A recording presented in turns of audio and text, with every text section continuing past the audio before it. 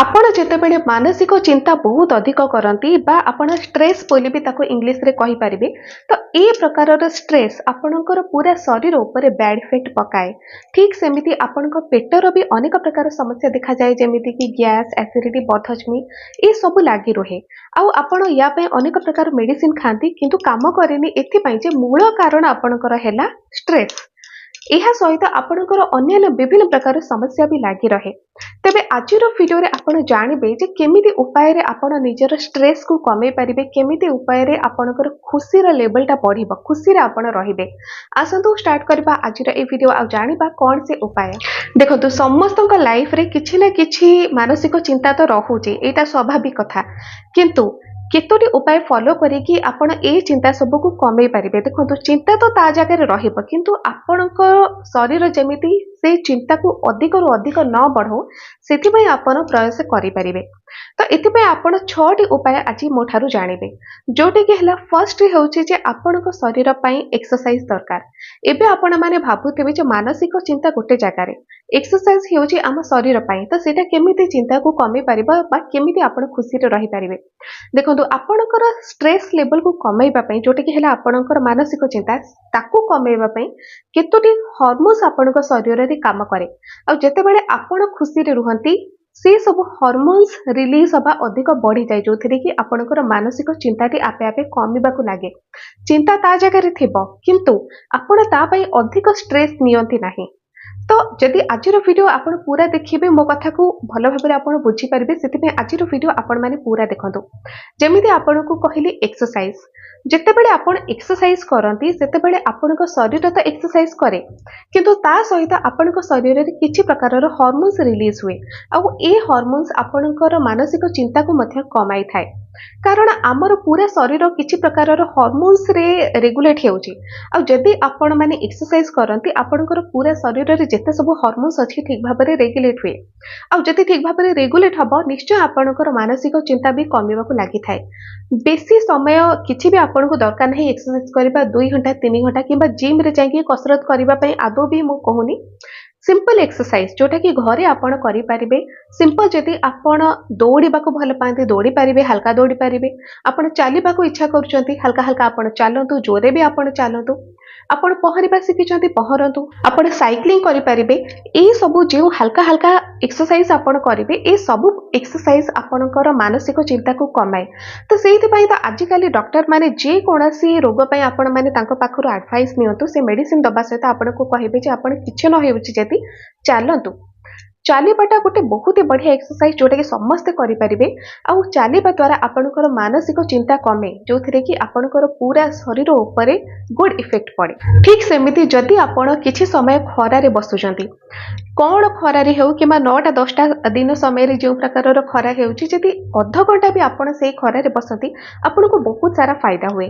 ଆଉ ଏଇ ଖରାରେ ବସିବା ସମୟରେ ଆପଣଙ୍କ ବ୍ରେନ୍‌ରେ କିଛି ପ୍ରକାରର ହରମୋନ୍ସ ରିଲିଜ ହୁଏ, ଯୋଉଟାକି ଆପଣଙ୍କର ମାନସିକ ଚିନ୍ତାକୁ କମାଇଥାଏ। ଆଉ ଏଥିରେ ଆପଣଙ୍କୁ ଖୁସିରେ ରହିବାକୁ ମଧ୍ୟ ମୋଟିଭେସନ ମିଳେ।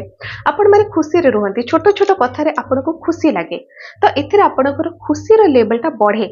ଆଉ ଯଦି ଆପଣ ଖରାରେ ବସନ୍ତି, ଆପଣଙ୍କୁ ଅନ୍ୟାନ୍ୟ ବିଭିନ୍ନ ପ୍ରକାର ଫାଇଦା ବି ହେଲା, ଯେମିତିକି ଭିଟାମିନ ଡି ଆପଣଙ୍କ ଶରୀରରେ ତିଆରି ହେବା କିମ୍ବା କ୍ୟାଲସିୟମ ଆପଣଙ୍କ ଶରୀରରେ ଅବଜର୍ଭ ହେବା, ଏସବୁ ଅନେକ ପ୍ରକାର ଫାଇଦା ଆପଣଙ୍କୁ ମିଳିଥାଏ।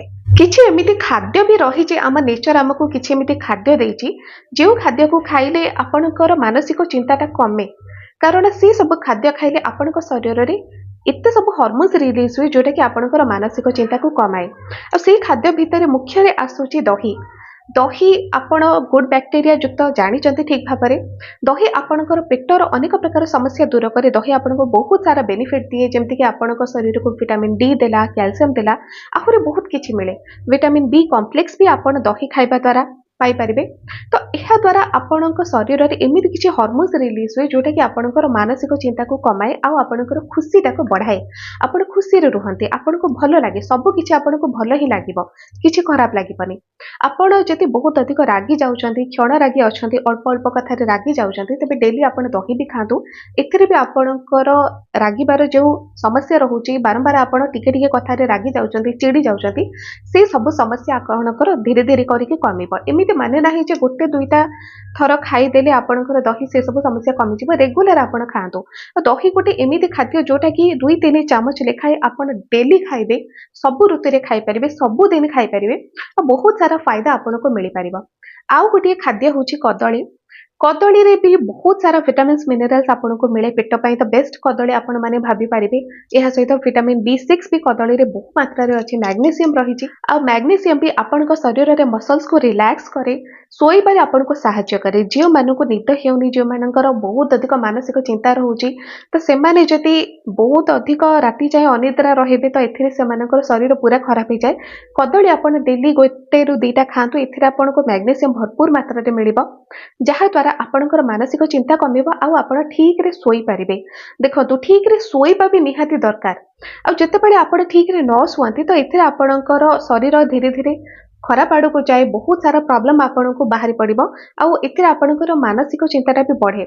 आ ठीक रे जदि आपण भल निदरे शोइबे तो एथिरे आपणकर बहु प्रकार समस्या कमी ही जिवो। आपणको शरीर को टिके रिलैक्स भी मिलिबो, जोथिरे कि 6-7 घंटा आपण सोइले मिली थाए। आउ एथिरे आपणको शरीर रिजुवेट भी हेई थाए। तो सेति पई आपण कदली डेली गोटे रु दुईटा खाई परिबे, जोथिरे कि आपणको फायदा ही फायदा एथिरे मिलिबार अछि। खुशी रे रहिबाको आउ गोटे भल काम आपण करंतु, जोटा कि ହେଲା मेडिटेशन। मेडिटेशन जति केवल 10 मिनिट पाई भी आपण करूचंती, बहुत अधिक आपनको रिलैक्स मिले। आ मेडिटेशन ता समस्तଙ୍କ ପାଇଁ दरकार। देखंतु जेउ टीन एज रे पिला माने अछंती, जेमति कि एबे तो बोर्ड एग्जाम आगु को आसुची, तो सेति पई जेतेबेले आपण टीन एज रे पिला माने जो माने भी अछंती, जो माने बोर्ड एग्जाम दबा को जाउचंती किबा जे कोनसे एग्जाम आपण दियंतु, आपनको मुंड रे बहुत अधिक प्रेशर थाए पाठ पढ़ार। आउ परीक्षा रे केमिति आपण भलो करिवे ता पई मार्क ऊपर भी बहुत अधिक डिपेंड करा जाउची। एबे तो सेति पई मार्क केमिति भलो आसीबो ता ऊपर भी बहुत अधिक प्रेशर पड़े। तो सब प्रकार प्रेशर जो पिला मानक मानसिक चिंताटा बढ़ी थाए। तो एथि पई जदि आपण मेडिटेशन केवल 5 रु 10 मिनिट राति रे सोइबा पूर्व करूचंती, एटा आपनको बहुत अधिक हेल्प करिवो। पाठ पढ़ा ता जगह रे अछि, किंतु तार जो मानसिक चिंताटा बहुत अधिक पडुची, सेथिरु आपनको टिके रिलैक्स मिली पारिबो। ठीक सेमिति जे कोनसे बयस रे आपण माने अछंतु, जेमिति कि 40 वर्ष परे आपणकर मानसिक चिंताटा अधिक बढ़ी जाए, आपण टिके टिके कथारे ओवर थिंकिंग करबा स्टार्ट कर दियंती। तो एथि पई जदि आपण मेडिटेशन केवल 5 रु 10 मिनिट करूचंती, राति रे करंतु, सकाळे करंतु। मेडिटेशन रे किछि सेमिति स्पेसिफिक टाइम न थाए, तो जे कोनसे टाइम रे आपण करंतु, फायदा आपनको बहुत अधिक मिलिबा। मानसिक चिंता कमिबा सहित आपण खुशी रे भी रहि परिबे। आउ गोटे भलो उपाय होची गीत शुणिबा।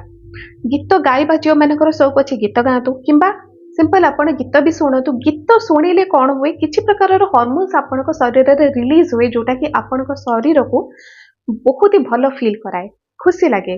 और जितेबेले आपण देखिथिबे निजे, जितेबेले आपण गीत शुणती तो आपनको भीतर खुशी लागि थाए। एटा काहे कि कारण आपनको शरीर जितेबेले से सब हार्मोन्स को रिलीज करूची, आपनको खुशी लगे। तो एथिरे आपणकर खुशी भी बढ़िला, मानसिक चिंता भी आपणकर कमी गला।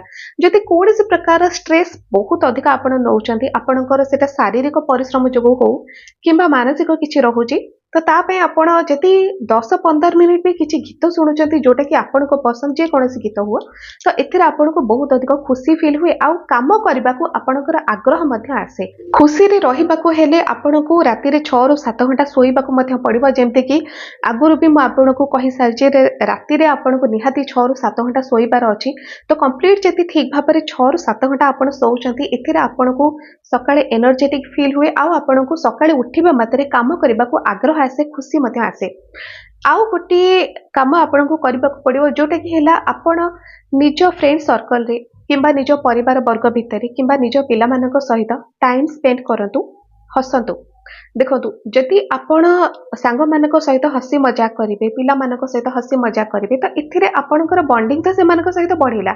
ता संगरे आपण निजे भी खुशी रहिले, जोटा कि आजिका डेट रे समस्तक पई दरकार। कारण समस्ते गोटे गोटे फोन धरिकी फोन रे खाली स्क्रॉल करूचंती आउ अन्य मानक सहित निजर कथा को, निजर फीलिंग्स को शेयर करबा को इच्छा ही करना। फेसबुक रे हो, व्हाट्सएप रे हो, से माने मेसेज करचंती, किंतु जदि आमना सामने आपण बसिकी कथा हेबे, तार मजाटा टिके अलगा अछि। ତ ସେଥିପାଇଁ ଏଇ ସବୁ ଉପାୟକୁ ଆପଣ ଫଲୋ କରନ୍ତୁ। ଆଉ ସ୍ପେସିଆଲି କେଉଁମାନଙ୍କୁ କହୁଛି ଯେଉଁମାନଙ୍କର କି ମାନସିକ ଚିନ୍ତା ବହୁତ ଅଧିକ ରହୁଛି, ଆଉ ଚିନ୍ତା ପାଇଁ ସେମାନେ ଖୁସିରେ ରହିପାରୁନାହାନ୍ତି। ତ ସେଥିପାଇଁ ଆପଣ ଏଇ ସବୁ ଉପାୟକୁ ଫଲୋ କରନ୍ତୁ, ଦେଖିବେ ଆପଣଙ୍କୁ ବହୁତ ଅଧିକ ଏନର୍ଜେଟିକ୍ ଫିଲ୍ ହବ, ଆପଣଙ୍କୁ ଖୁସି ଲାଗିବ, ସବୁ କାମ କରିବାକୁ ଆପଣଙ୍କୁ ଆଗ୍ରହ ଆସିବ। ଆଉ ଯେହେତୁ ଏବେ ଆଗକୁ ଆସୁଛି ବିଭିନ୍ନ ପ୍ରକାର ପରୀକ୍ଷା ପିଲାମାନେ ଦେବେ, ସମସ୍ତଙ୍କୁ ମୁଁ କହୁଛି ଯେ ପରୀକ୍ଷା ଆଗରୁ ମାନସିକ ଚିନ୍ତା ସବୁ ପିଲାମାନଙ୍କର ଥାଏ, ଛୋଟ ପାଖରୁ ବଡ଼ ପର୍ଯ୍ୟନ୍ତ ସବୁ ପିଲାମାନଙ୍କର ଥାଏ। ତ ସେଥିପାଇଁ ଏଇ ଯୋଉ ଛୋଟ ଛୋଟ ଟିପ୍ସକୁ ଯଦି ଆପଣ ଫଲୋ କରୁଛନ୍ତି, ନିଶ୍ଚୟ ଦେଖିବେ ଆପଣଙ୍କୁ କିଛି ନା କିଛି ହେଲ୍ପ ତ ମିଳିବ। ଆଜିର ଭିଡ଼ିଓ ଯଦି ଆପଣଙ୍କୁ ଭଲ ଲାଗିଲା, ଚ୍ୟାନେଲକୁ ସବସ୍କ୍ରାଇବ କରନ୍ତୁ, ଭିଡ଼ିଓକୁ ଲାଇକ୍ କରନ୍ତୁ, ଭିଡ଼ିଓକୁ ସେୟାର ବି କରନ୍ତୁ। ଆଜି ପାଇଁ ଏତିକି।